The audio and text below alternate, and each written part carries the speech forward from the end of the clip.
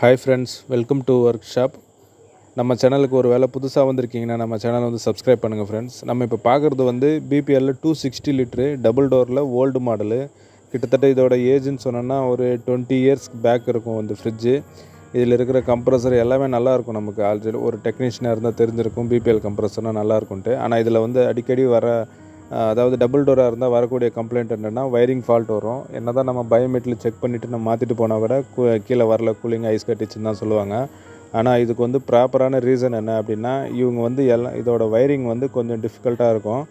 மாமூலாக வந்து ஃபுல் சாம்சங்க்கு வர்ற மாதிரி எல்லாம் வந்து ப்ளைனாக இருக்கிற மாதிரி வராது. அதாவது ஒரு இதுக்கும் நியூட்ரல் சப்ளைன்றது வந்து டைரெக்டாக இல்லாமல், அதாவது அந்த வயரிங்லேருந்து ஒன்று தனியாக லூப் வந்து எடுத்திருப்பாங்க. அதனால் வந்து வயரிங் கொஞ்சம் கஷ்டமாக இருக்கிற மாதிரி இருக்கும். கஷ்டமாக இருக்கும்னா கஷ்டம் கிடையாது, நமக்கு வந்து சர்க்யூட் டயக்ராம் பேஸ் பண்ணி நம்ம வந்து எல்லாம் செக் பண்ணோம் அப்படின்னா ஈஸியாக வந்து முடிஞ்சிடும். அது எப்படின்றது நம்ம பார்ப்போம். ஐஸ் ஃபுல்லாக கட்டியிருக்குன்றதுனால நம்ம வந்து அதாவது ஹாட் வாட்டர் நம்ம சுடுதண்ணி ஊற்றி அது எல்லாத்தையும் கரைச்சிட்டு நம்ம வந்து அந்த பேனில் வந்து ரிமூவ் பண்ணுறோம். ரிமூவ் பண்ணிவிட்டு ஒன்று செக் பண்ணிவிட்டு, அதாவது பயோமெட்ரிக் ஃபால்ட்டா, இல்லை வயரிங் ஃபால்ட்டா, இல்லை ஹீட்ரு போயிடுச்சா, இல்லை டைமர் வந்து ஒர்க் ஆகலையா, இல்லை டைமர்லேருந்து சப்ளை நமக்கு வரலையா, ஒன்று வந்து நம்ம செக் பண்ணிவிட்டு எந்த பொருள் போச்சோ அதை வந்து நம்ம மாற்றுறோம். அதை நம்ம செக் பண்ணுறது மாற்றுறது எல்லாம் வந்து நம்ம வந்து பார்க்குறோம். வாங்க.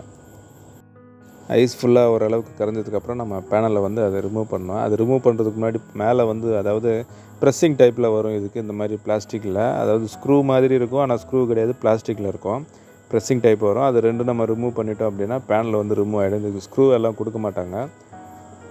ஐஸு ஃபுல்லாக கரைஞ்சால் மட்டும்தான் நமக்கு உள்ளே வந்து தெர்மாக்கோல் பீஸ் அந்த பேனல் வந்து உடையாமல் வரும். இல்லை அப்படின்னா நம்ம சுடுதண்ணி ஊற்றாமல் நம்ம ஒரு வேளை இழுத்துட்டோம் அப்படின்னா, ஐஸ் கரையலை அப்படின்னா பேனலில் வந்து கண்டிப்பாக உள்ள வந்து தெர்மாக்கோல் உடஞ்சிச்சு அப்படின்னா அப்புறம் கீழே போகிறதுக்கு சின்னோண்டு ஹோல் தான் இருக்கும். அதுவும் வந்து ப்ராப்பராக இல்லை அப்படின்னா கீழே போகிறதே வந்து ஃபுல்லாக வந்து கட் ஆகிடும். எல்லாமே ஒர்க் பண்ண கூட ஏர் போகாது. அப்புறம் இன்னொரு பிரச்சனையாகிடும். ஒரு பிரச்சனைக்கு வந்து இன்னொரு பிரச்சனை இழுத்துட்ட மாதிரி ஆகிடும்.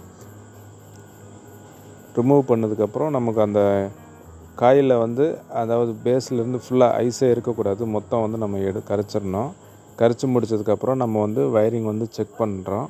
அதாவது ஃபஸ்ட்டு ஹீட்ரு செக் பண்ணுறோம், ஃபீஸு செக் பண்ணுறோம். பயோமெட்ரில் வந்து நம்ம அதாவது டெம்பரேச்சர் இல்லைன்றதுனால நம்ம அதை செக் பண்ண முடியாதுன்றதுனால அதை வந்து டைரெக்ட் பண்ணிட்டு ஒரு வாட்டி ஹீட்ரு ஆன் பண்ணுறோம். ஹீட்ரு ஆன் ஆகிடுச்சுன்னா ஓகே, இல்லை ஆன் ஆகலை அப்படின்னா அங்கேருந்து ஒரு லூப்பாக வந்து நம்ம வயரிங் வந்து செக் பண்ணிவிட்டு அதுக்கப்புறம் வந்து மெட்டீரியல் மாற்றணும். ஃபஸ்ட்டு வந்து நம்ம ஹீட்ரு வந்து பார்க்கணும். ஏன்னா இந்த ஒர்க்கை பொறுத்த வரைக்கும் ஃபஸ்ட்டு வந்து ஒர்க் ஆக வேண்டிய ஆள் ஒருத்தர் தான். அதனால் வந்து ஹீட்ரு வந்து நம்ம செக் பண்ணுறோம். அங்கேருந்து ஒன்றா வந்து நம்ம செக் பண்ணுறதுக்கு நல்லாயிருக்கும். ஹீட்ரு வந்து கண்டினியூட்டி நம்ம வைக்கிறப்போ அந்த லைட் வந்து நல்லா எரிஞ்சுது அப்படின்னா ஹீட்ரு வந்து நல்லா இருக்குன்னு அர்த்தம்.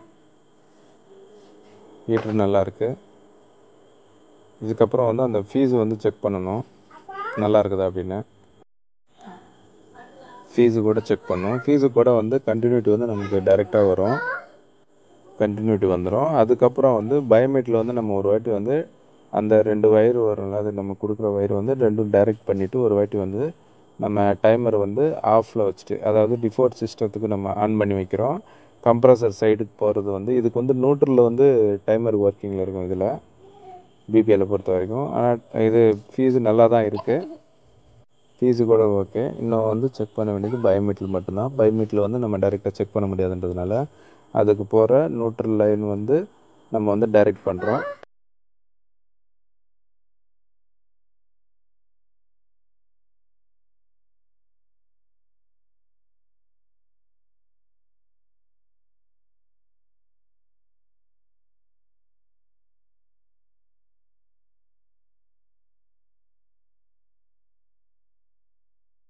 ஆக்சுவலாக இதுக்கு வர்ற பயோமெட்ரில் வந்து இதே மாதிரி தான் இருக்கும். ஆனால் நம்ம இதில் இருக்கிறது வந்து சாம்சங் பயோமெட்ரில். அது கிட்டத்தட்ட ஒரே ஒர்க்கு தான், ஒன்றும் ப்ராப்ளம் ஒன்றும் இல்லை. ஆனால் இது வந்து போயிட்டுருக்குன்னு நம்ம டைரெக்டாகவும் சொல்லிட முடியாது. நம்ம இப்போ இதை டைரெக்ட் பண்ணிவிட்டு நம்ம வந்து ஆன் பண்ணி ஹீட்ரு ஆன் பண்ணி நம்ம செக் பண்ணி எல்லாம் ஆன் ஆச்சு அப்படின்னா நமக்கு வந்து பயோமெட்ரில் மேலே நம்ம சொல்லிடலாம் போயிடுச்சு அப்படின்ட்டு.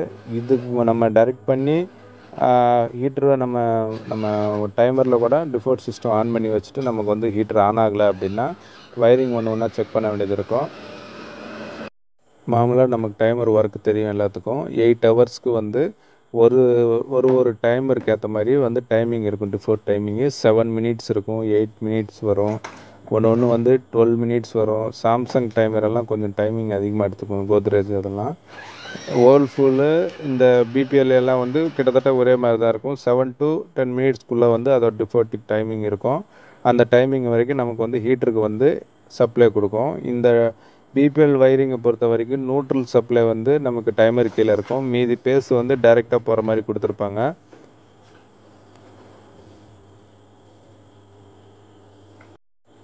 பவர் ஆன் பண்ணியாச்சு. ஹீட்ரு ஆன் ஆகிடுச்சு அப்படின்னா நமக்கு வந்து பயோமெட்டல் மட்டும்தான் கம்ப்ளைண்ட்டுன்ற மாதிரி இருக்கும். நம்ம பயோமெட்டல் மட்டும் மாற்றிட்டு ஒர்க்கு கிளியர் ஆகிடும். ஆனால் ஹீட்ரு வந்து ஆன் ஆகலை. ஸோ இதில் ப்ராப்ளம் எங்கே இருக்குது அப்படின்னா நம்ம வந்து ஒன்று ஒன்றா வெரிஃபை பண்ணுறோம். பார்த்தோன்னா நமக்கு இப்போ வந்து பயோமெட்டல் வரைக்கும் நமக்கு சப்ளை வந்து அதுக்கு அடுத்து வந்து நமக்கு ஒர்க் ஆகலை அப்படின்னா பயோமெட்டல் அதாவது ஃபீஸிலிருந்து நமக்கு வந்து பயோமெட்டல் வரைக்கும் சப்ளை வருதான்னு செக் பண்ணிவிட்டு வரல அப்படின்னா அந்த ஃபீஸுக்கு அடுத்து வர அந்த ப்ரௌன் ஒயர் வந்து அதுலேருந்து நம்ம வந்து ஒரு லூப் எடுத்து இந்த ப்ரௌன் ஒயருக்கு நம்ம கொடுக்குறோம். ஏன்னா நம்ம வந்து மெயின் ஸ்கார்ட் வச்சு நம்ம செக் பண்ணதில் ஃபீஸ் வரைக்கும் வந்து பேஸ் வந்து கரெக்டாக வருது.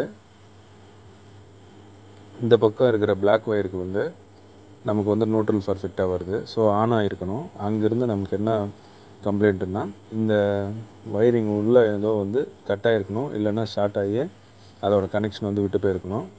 அந்த ஃபீஸிலேருந்து வர அவுட்டு வந்து நமக்கு வந்து இந்த பக்கம் பயோமெட்டலுக்கு வந்து இன்புட் அந்த ப்ரௌன் ஒயருக்கு வரலன்றதுனால நமக்கு வந்து ஹீட்டர் வந்து ஆன் ஆகலை. ஸோ நம்ம இப்போ அந்த லூப் வந்து நம்ம கொடுத்துட்ருக்கோம். கொடுத்துட்டு நம்ம வந்து ஹீட்டரை ஆன் பண்ணி செக் பண்ணுறோம். ஆன் ஆகிடுச்சு அப்படின்னா கன்ஃபார்மு. ஹீட்ரு ஆன் ஆகிருக்கு. வாட்ரு ஊற்றி செக் பண்ணுறோம். நம்ம ஹீட்ரு ஆன் ஆகிடுச்சு ஓகே அப்படின்னா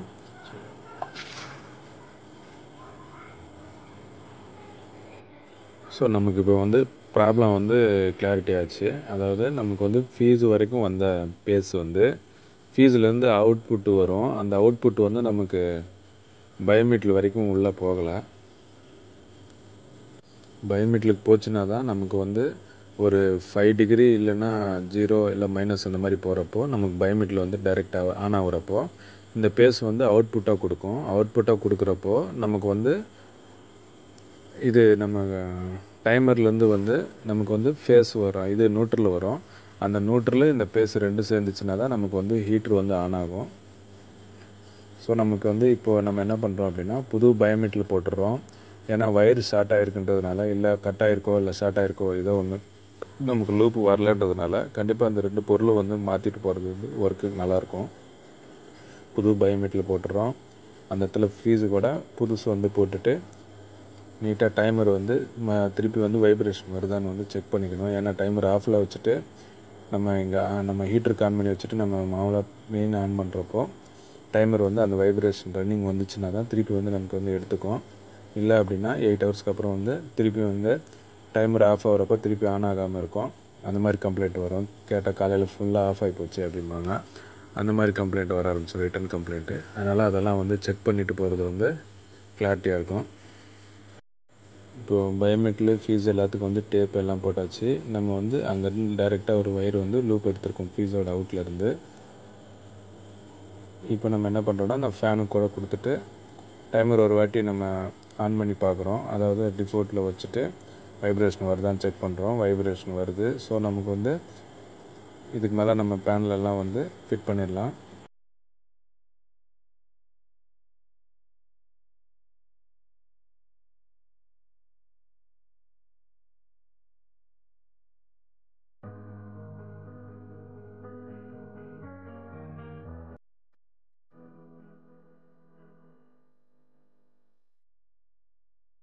ஃப்ரெண்ட்ஸ், இந்த இன்ஃபர்மேஷன் உங்களுக்கு பிடிச்சிருக்குன்னு நினைக்கிறேன். பிடிச்சா லைக் பண்ணுங்கள். மறக்காமல் நம்ம சேனலுக்கு புதுசாக வந்து ஒரு வேளை இந்த வீடியோ நீங்கள் பார்த்துட்ருக்கீங்க அப்படின்னா மறக்காமல் நம்ம சேனலை வந்து சப்ஸ்கிரைப் பண்ணுங்கள். நம்ம தெரிஞ்ச ஃப்ரெண்ட்ஸ்க்கு ரெக்கமெண்ட் பண்ணுங்கள் ஃப்ரெண்ட்ஸ்.